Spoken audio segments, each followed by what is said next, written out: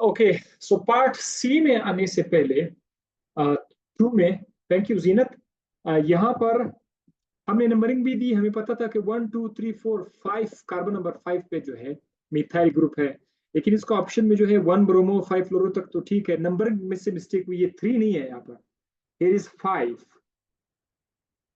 यहाँ पर क्या है? यहाँ पर 5 है। तो इस टेस्ट को मैं जब दोबारा वो सेट करूंगा तो उसमें ये 5 करके ठीक कर देते हैं। So this is 5 methyl heptane, यहाँ पर 5 होगा, राइट।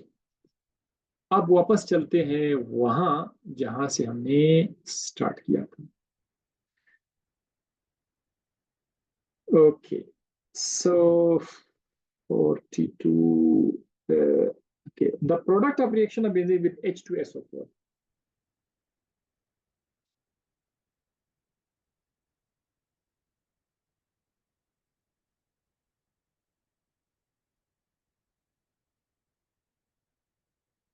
अगर आपके पास बेंजीन है,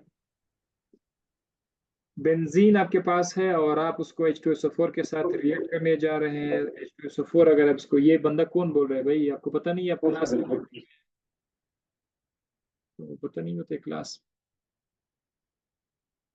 स्टॉप कर लें।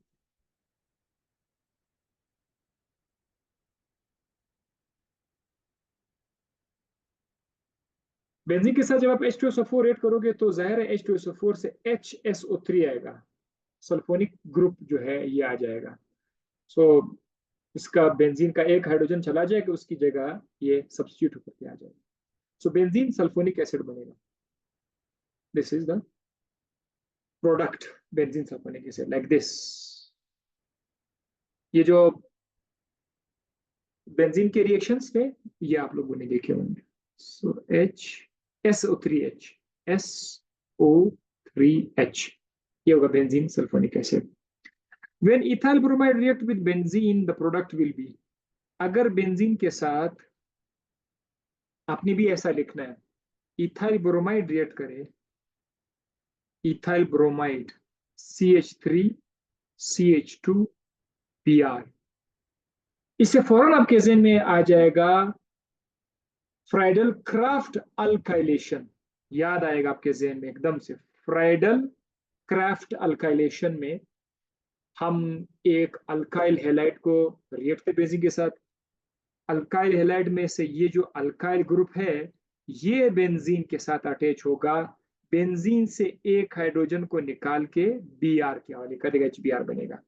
सो हमारे पास क्या होगा? इथाइल बेंजीन और HBr बनेगा।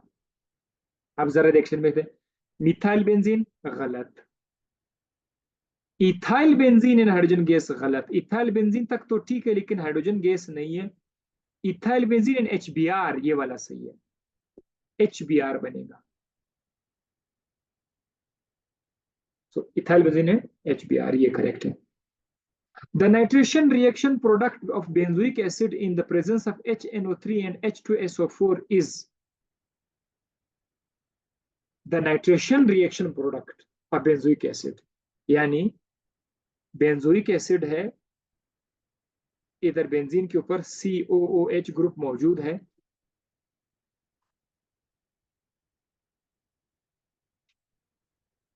इसका नाइट्रेशन प्रोडक्ट क्या होगा? नाइट्रेशन के लिए आप इसके साथ क्या रिएक्ट करोगे? HNO3 रिएक्ट करोगे और इसमें H2SO4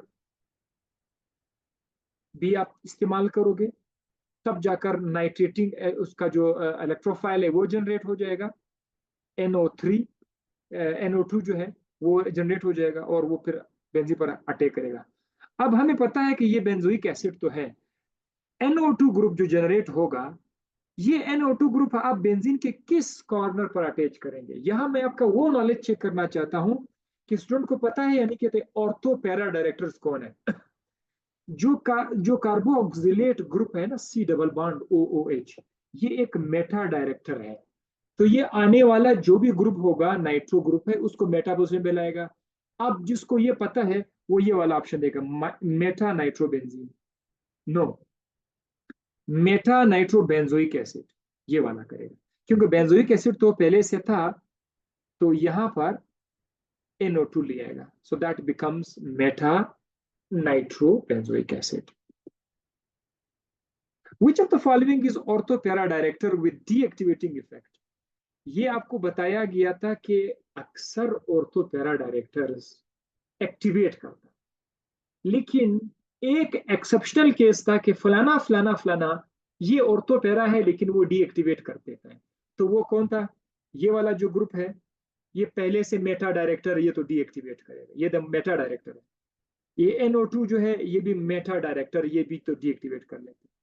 OH ऑर्थोपेरा है लेकिन ये भी एक्टिवेट कर लेता है।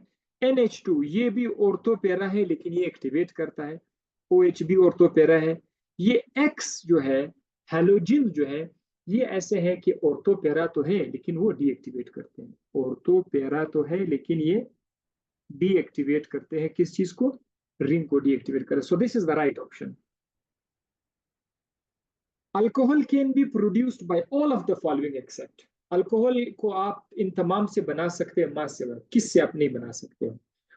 हाइड्रोलाइसिस ऑफ अल्काइल हैलाइड्स, ये आप लोग पढ़ चुके हो। आपके पास अल्काइल हैलाइड है, RX है, अगर आप इसको हाइड्रोलाइज करोगे अल्कलाइन सॉल्यूशन में तो इधर से आपको OH मिल जाएगा पक्का। आपका ये जो अल्कलाइन है वो OH है, वो R के पास आके ROH बनाएगा। जब आप अल्कोहल को तैयार करे थे तो वो मेथड्स मैं चाहता हूं कि आपके जहन में दोबारा रिवाइज हो जाए। तो एक तो ये तरीका hydrolysis of alkyl halide alkaline solution, इससे आप बना सकते हैं। कैथोलाइटिक रिडक्शन में ये तो बहुत मशहूर है, एल्डिहाइड का RC double bond O group या कीटोन का RC डबल बॉन्ड OR, इनमें C डबल बॉन्ड O को रिड्यूस कर दो, खाली O को OH कर दो। इसको अगर आप OH कर देंगे और इसको अगर आप OH कर देंगे तो एल्डिहाइड और कीटोन भी अल्कोहल में कन्वर्ट हो जाएगा। सो ये भी हमने पढ़ा था कि ये भी अल्कोहल बना सकते हैं। इसी तरह कार्बोक्सिलिक एसिड को भी रिड्यूस करने से और ईस्टर्स इनको भी रिड्यूस करने से हमने कहा था कि अल्कोहल बन सकते हैं। ये 3 तरीके थे। वो कहता है एक्सेप्ट, तो एक ऑप्शन रह गया है एल्डिहाइड और कीटोन को अगर आप ऑक्सीडाइज करोगे इससे आपका अल्कोहल नहीं बनता, ये ऑप्शन गलत है। सो हम इसको क्लिक कर देंगे, बाकी को रिजेक्ट कर लेते हैं। सो डी ऑप्शन करेक्ट है। 53 में डी ऑप्शन करेक्ट है। Which alcohol is more reactive with respect to carbon CO bond cleavage? आपको अल्कोहल बताया जा रहा था कि अल्कोहल में CO और CH है। CO बॉन्ड के एतबार से कौन ज्यादा रिएक्टिव है? तो वो था टर्शरी अल्कोहल। टर्शरी अल्कोहल ज्यादा रिएक्टिव है CO बॉन्ड के एतबार से।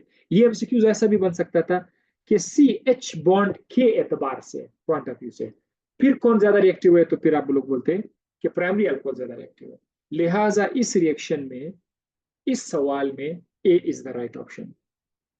अब ये बड़ा प्यारा रिएक्शन है, ROH है, एक अल्कोहल है ऑफ कोर्स, इसके साथ उन्होंने क्या किया हुआ है? HX के, इसके साथ HX रिएक्ट किया हुआ है। सो क्या बनेगा?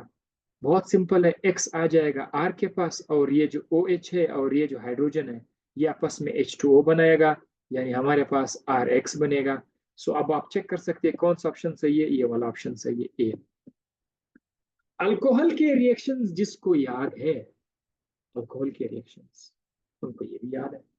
अब बहुत सारे अल्काइल हैलाइड्स के रिएक्शंस भी इसमें आ गए, हालांकि अल्काइल हैलाइड का चैप्टर इस टेस्ट में शामिल नहीं है, लेकिन आप देख रहे हैं अल्काइल हैलाइड भी इसमें साथ साथ आ गए। आपकी अच्छी तरह से परफेक्ट इसके अंदर रिवीजन हो रही है।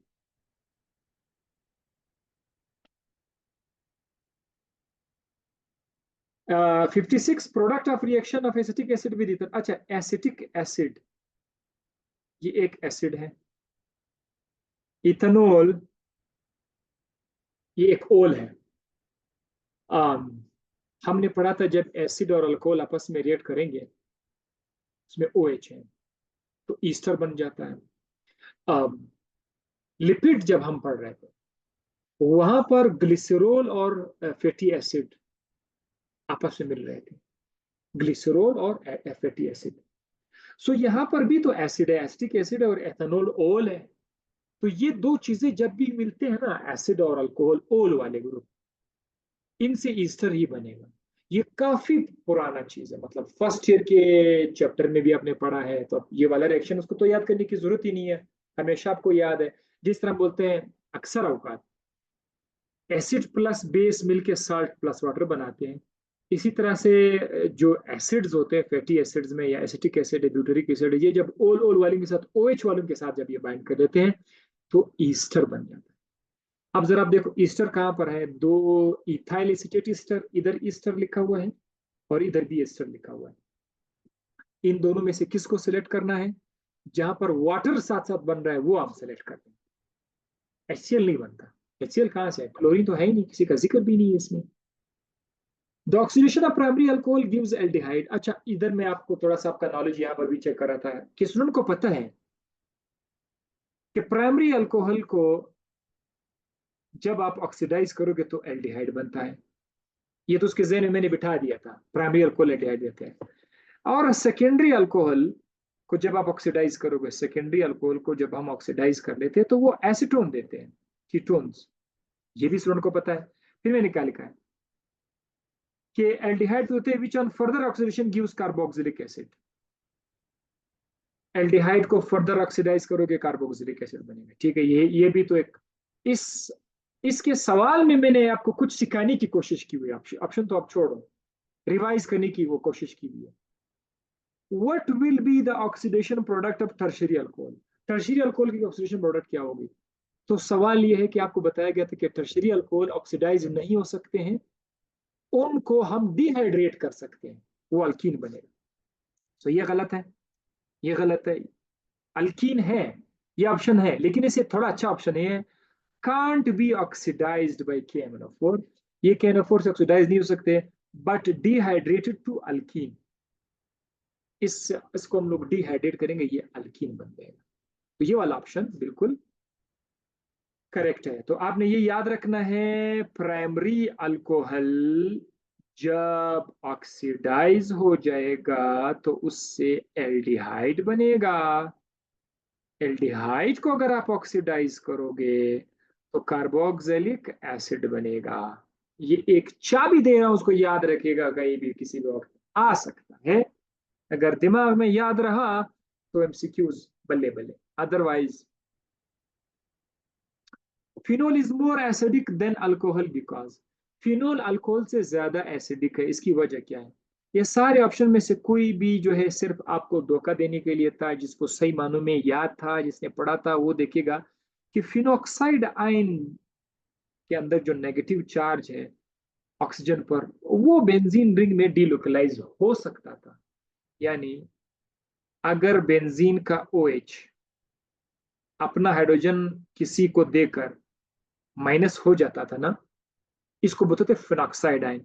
तो ये जो माइनस का चार्ज है, ये बेंजीन के ऊपर एक जगह से दूसरी जगह जा सकता था, डीलोकलाइज हो सकता था। तो इसका माइनस चार्ज बेंजीन खुद ले सकता था या ऑक्सीजन को, कि भाई आप बेगम हो जाओ, बस हम ले रहे हैं, वापस आपको दे भी सकते हैं। So that is why phenoxide ion was more stable. Phenoxide ion ज्यादा स्टेबल था बनिस्बत अल्कोहल वाला O-। अगर अल्कोहल अपना हाइड्रोजन दे दे तो RO- बनेगा। इसको हमने नाम दिया था alkoxide ion, alkoxide ion, alkoxide ion. इसमें जो माइनस चार्ज है वो इस तरह से R के साथ नहीं जा सकता है कि उसको लेके जाए, उसको स्टेबलाइज करे। तो दैट इज वाई कि फिनोल ज्यादा एसिडिक अल्कोहल से, वो उसका फिनॉक्साइड आयन की स्टेबिलिटी की वजह से था। तो डी करेक्ट है। Which phenol derivative is more acidic? कुछ फिनोल है, कहते हैं इसमें कौन ज्यादा एसिडिक है, फिनोल ज्यादा एसिडिक है या ऑर्थोनाइट्रोफिनोल या मिथु मिथाइल फिनोल? आपको बताया गया था कि फिनोल के ऊपर, फिनोल तो वैसे भी एसिडिक है, उसमें कोई शक नहीं है। अगर कोई दूसरा ऐसा ग्रुप आ जाए जो इलेक्ट्रॉन खींचने वाले ग्रुप हो, यानी मेटा डायरेक्टर्स है, जैसे कि NO2, अगर NO2 आ जाए तो ये फिनोल को मजीद एसिडिक कर लेता है, मेटा डायरेक्टर्स। लेकिन जो ऑर्थो पैरा डायरेक्टर्स है, जो इलेक्ट्रॉन डोनेटर्स हैं, वो क्या करते हैं? जो इलेक्ट्रॉन डोनेट करते हैं वो फिर इसकी एसिडिटी को कम करते हैं। लिहाजा हम यहाँ पर क्या नाम देंगे, ऑर्थोनाइट्रोफिनोल ये वाला सही होगा। ऑर्थोनाइट्रोफिनोल यानी अगर यहां पर एक NO2 ग्रुप आ जाए तो ये ज्यादा एसिडिक होगा। ये जस्ट आपका वो नॉलेज चेक करने के लिए कि अगर फिनोल पर कोई और ग्रुप आ जाए क्या वो भी एसिडिटी को चेंज कर सकता है, तो आपका ये नॉलेज यहाँ पर मैंने चेक कर दिया। बी करेक्ट है। All of the following methods can be used to produce phenol except, तमाम के तमाम मेथड आप यूज कर सकते हो except all of the following methods can be use to produce phenol except, phenol बनाने के लिए सब के सब है। क्लोरोबेंजीन को हाइड्रोलाइज करो, डाउज मेथड, ठीक है, डब साबुन, डाउज मेथड, ये तो बिल्कुल बेंजीन के लिए था, ये है। ऑक्सीडेशन ऑफ क्यूमिन, ये भी आपको ये आपको रिवीजन देने के लिए भी है और आपको चेक करने के लिए भी है ये एमसीक्यूज। बेंजीन डाइओजेनियम क्लोराइड को आप हाइड्रोलाइज करने से भी आपको फिनोल मिल जाएगा। हाइड्रेशन ऑफ बेंजीन ये जो था ये नहीं था, so this one is correct, ये नहीं है, इसे आप नहीं बना सकते फिनोल को। Reaction product of phenol with sodium hydroxide is, अगर आप फिनोल को सोडियम हाइड्रोक्साइड के साथ रिएक्ट करोगे, फिनोल को रिएक्ट करोगे NaOH के साथ, तो बहुत मशहूर चीज बन जाता था ONA, सोडियम फिनॉक्साइड आयन, बहुत मशहूर था, ये बन रहा था। तो sodium phenoxide ion and H2O, benzene in water तो नहीं है। सोडियम फिनॉक्साइड एंड NaCl ये बिल्कुल भी नहीं है।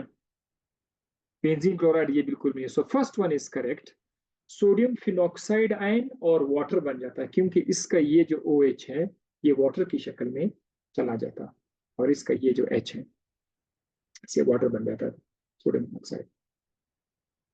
ठीक है, खत्म हो गया। ओके, सो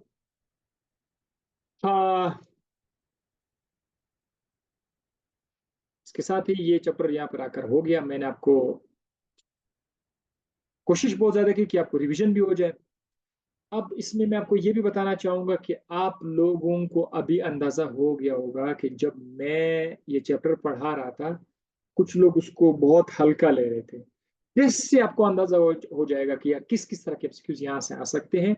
और आपने इस चीज को लाइट नहीं लेना है, इसको टाइम देना है कि आपके माइंड के अंदर रिएक्शन बैठ जाए। जहां जहां कॉन्सेप्ट है वाई एंड व्हाट टाइप के, why it is more acidic, why it is less acidic, वो कॉन्सेप्चुअल चीजें जो वो माइंड में रहती है उसको ज्यादा बार बार रिपीट करने की जरूरत नहीं।